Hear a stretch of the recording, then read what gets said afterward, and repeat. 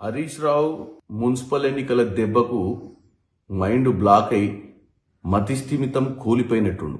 ప్రజాస్వామ్యం సిగ్గుతో తలదించుకుంటుందని, స్వయం పాలన అస్తిత్వమని, మోకరిల్లడమని, ఆత్మగౌరవం అని పెద్ద పెద్ద మాటలు మాట్లాడుతుండు.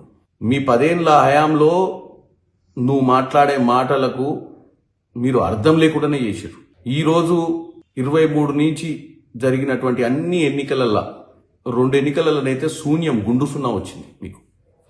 ఒకటి పార్లమెంట్ ఎన్నికలు, ఒకటి మన కార్పొరేషన్లు, ఏదో మున్సిపాలిటీలలో కొన్ని వచ్చినట్టున్నాయి.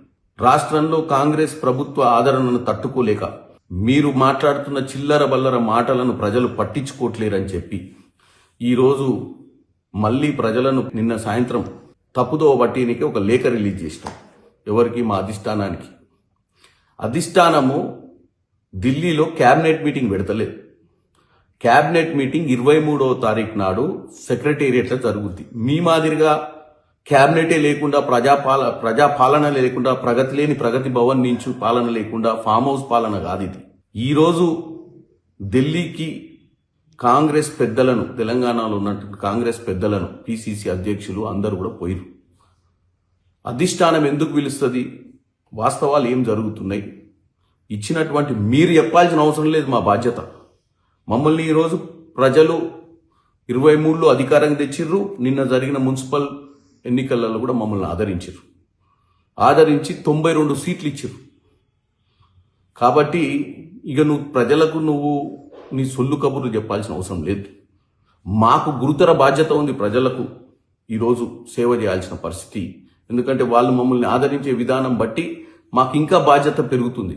అధిష్టానం కూడా ఈరోజు ఇచ్చిన వాగ్దానాలు, ఏం జరుగుతుంది, ఎట్లా జరుగుతుంది, రాష్ట్రంలో కాంగ్రెస్ పార్టీ వ్యవహార శైలి ఎలా ఉంది అని తెలుసుకోవడానికి పెద్దల్ని పిలిచిరు తప్ప మీరు తెలంగాణ ప్రజల్ని పక్కతో పట్టిస్తున్నట్టుగా అక్కడ క్యాబినెట్ మీటింగ్ పెట్టలే.